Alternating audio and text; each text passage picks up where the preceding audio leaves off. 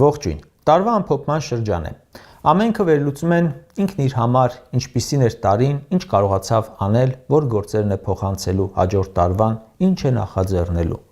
Օրինակ, կառավարությունը միայն խոսում է իր, այսպես ասած, փայլուն ցուցանիշներից, որոնք հենց միայն ինքն էլ զգում է, քաղաքացին ոչ։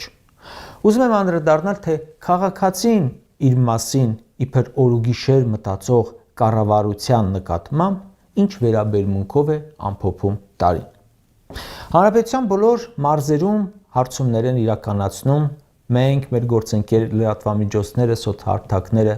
Երևանում բնակվողների խոսքին ծանոթ ենք։ Ուշագրավ է մարզերում բնակվողները, մեր քաղաքացիները ինչ վերաբերմունք ունեն։ Հաճախ ենք լսում, թե մարզերում դեռ խաբվածների թիվը շատ է, նիկոլականները շատ են։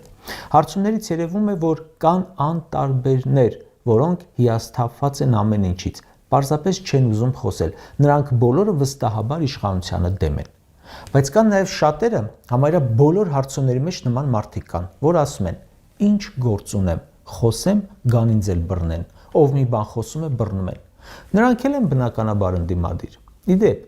երբ այս իշխանություններին առաջ քննադատում էինք, հաճախ էին ասում. այ բա նախկինում ռիսկ կանեիք խոսել։ Հենց այսօր մարդիկ ռիսկ չեն անում խոսել, որովհետև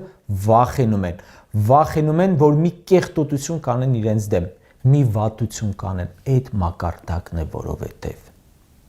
Հիմա անդրադառնամ նրանց, ովքեր չեն վախենում խոսել։ Նրանց տրվում է հետևյալ հարցը. մեզ ինչպիսի հատկանիշներով ղեկավար է պետք։ Գլխավոր պատասխաններն են՝ ուժեղ, պինդ, թշնամուց չվախեցող, ժողովրդի մասին մտածող, կոռուպցիա չանի, հողերը չտա։ Այսինքն սրանց լրիվ հակառակ պատկերը։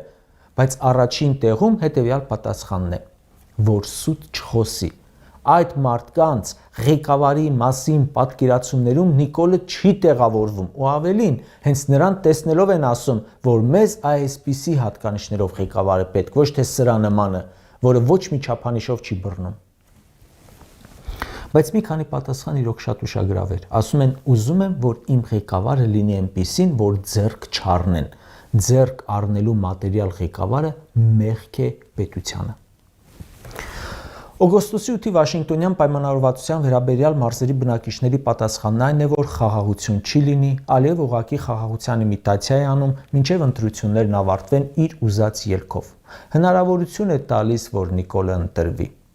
Մարդիկ հիմնականում պնդում են, որ Փաշինյանն այն ղեկավարը չէ, որ կարող է խաղաղություն բերել։ Շատերի կարծիքն էլ այն է, որ Ադրբեջանի հետ խաղաղ ապրելը ընդհանրապես անհնար է։ Միանշանակ է, որ խաղաղություն հնարավոր է միայն արժանապատվությունը վերականգնելուց հետո, այլապես լինելու է անպատիվ, անհեռանկար եւ միայն զիջելու վրա հիմնված խաղաղության պատրանք։ Հիմնական հարցերից է հետևյալը. ինչ կասեք Փաշինյանին, եթե հանդիպեք։ Գլխավոր պատասխանն է, չենք ուզում նրա երեսը տեսնել։ Իսկ ովքեր էլ ուզում են տեսնել, ասում են, կհարցնեն, թե ինչու խոստումները չի կատարում։ Շատերն էլ ասում են, որ ընտրել են անգամ 2 անգամ, բայց լրիվ հիասթափվել են խաբվելու պատճառով ու երրորդ անգամ նույն ղալաթը չեն անի։ Դժգոհում են, որ բացի բարակ ու շուտ քանդվող ասֆալտից ուրիշ բան չեն տեսել նրանից։ Ասֆալտն էլ ասում են փոր չի կշտացնում ու խիստ ժամանակավոր է։ Քաղաքացիներին, հատկապես թոշակառու, ամենաջղայնացնող հարցերից մեկը Նիկոլի խոսքի հիշեցումն է, որ եթե 10,000 դրամով թոշակ ավելացնենք, չի իմանա թոշակառուն որտեղ ծախսի եւ անիմաստ բաներ կգնի։ Մարդիկ դժգոհում են, հայհոյում են իրենց հիմարի տեղ դնելու համար։ Ոնց ասում են, այդ ինքը գիտի ոնց ծախսի միլիոնները, մենք 10,000 դրամը չգիտենք։ Իր մինիստրը 1.5 միլիոն դրամը ծախսել գիտի ամեն ամիս, մենք չգիտենք։ Այսօր կառավարության նիստում էլի դեպ նման մի բան ասաց, մեկ է այդ 5,000 դրամ օգնությունը ոչինչ չի փոխի նրա կյանքում, էլ ինչի տա։ Հարցերից է եկեղեցու վրա գրոհը, Սամվել Կարապետյանի կալանքը, այդ բոլորն էլ քննադատում է հանրությունը։ Տեսնում ես, որ այս իշխանությունը որևէ թեմայում իր բռնած եւ ոչ մի գործում չունի հանրային աջակցություն։ Բայց մի ուշագրավ բան էլ տեսա, որը վերջին շրջանում շատ հաճախ հանդիպող երևույթ է։ Քաղաքացին բոյկոտի կոչ է անում։ Ամենուր է այդպես։ Կոչ են անում օրինակ բոյկոտել Նիկոլի որոշումները, գույքահարկի թանկացման մասով,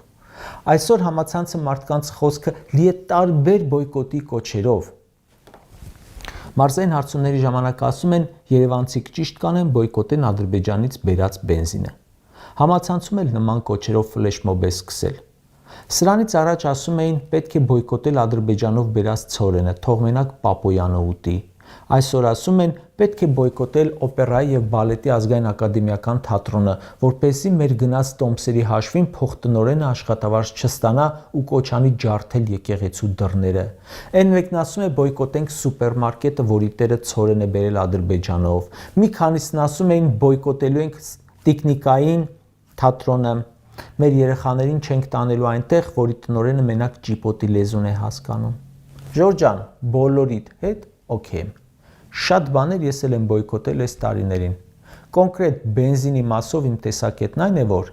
այն պահին, երբ Բաքվում գերի չունենանք ու հայկական Արարատ կոնյակը Արարատ լեռան պատկերով արտահանվի Ադրբեջան, կարող ենք եւ քննարկել այնտեղից եկած բենզինը գնելու թեման։ Իսկ մինչ այդ Ադրբեջանից կամ Ադրբեջանի տարածքով ինչ էլ բերենք, թեկուս լուսկու չոփ, ազգային արժանապատվության խնդիր է։ Ժորժան, ընդունելով ձեր բոյկոտի ձևերն ու առաջարկները, ուզում եմ հարցնել. ինչքան բոյկոտել, մինչև երբ բոյկոտել։ Վաղը կարող է պատահել բոլոր խանութները լցվեն թուրքական ու ադրբեջանական ապրանքով։ Ուտելը բոյկոտելու ես։ Հեծը խլում են ու չի բացառվում, որ տան թուրքերին։ Հոսանքը բոյկոտելու ենք։ Կարճ ասած, իրականում մի կարևոր բոյկոտ կա, որ տեղն էլ գիտենք, օրն էլ գիտենք, հունիսին է։